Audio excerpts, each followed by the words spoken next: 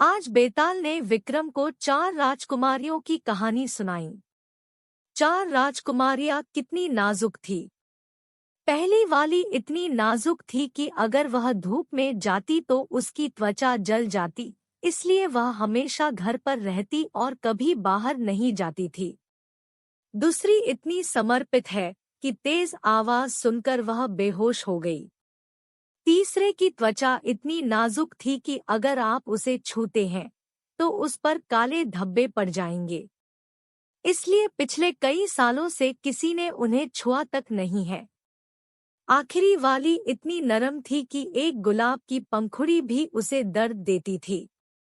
राजा को अपनी पुत्रियों की बहुत चिंता थी।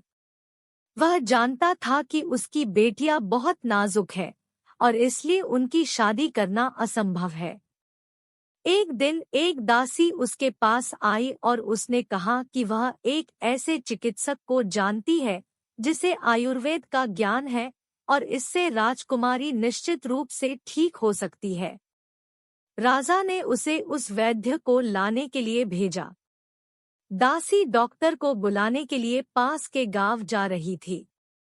रास्ते में उसकी मुलाकात एक व्यक्ति से हुई जिसने उसे बताया कि वह बीमार है और वह इतना गरीब है कि वह उसकी बेटी की शादी नहीं कर सकता। महिला ने अपने सारे सोने के गहने उसे दे दिए। फिर वह चिकित्सक से मिलती है और उसे महल का दौरा करने के लिए कहती है। जब वह वापस आई तो एक साथ बैठी सभी 4 राजकुमारियों ने गुस्से में उससे पूछा, तुम्हारे गहने कहाँ है? उसने कहा कि उसने अपने गहने एक गरीब किसान को दे दिए ताकि वह अपनी बेटियों की शादी कर सके। हालांकि राजकुमारियां इस उत्तर से आश्वस्त नहीं हुई और उन्हें महल से बाहर जाने का आदेश दिया।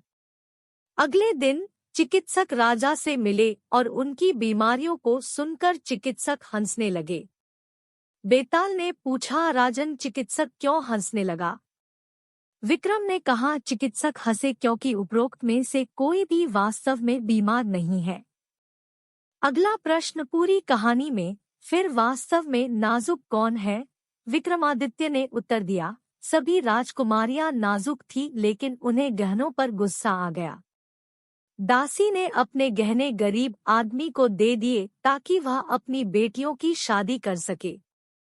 दासी गरीब थी फिर भी उसने दान दिया, इसलिए दासी शुद्ध हृदय और वास्तव में नाजुक थी और सही उत्तर सुनकर बेताल उड़ गया।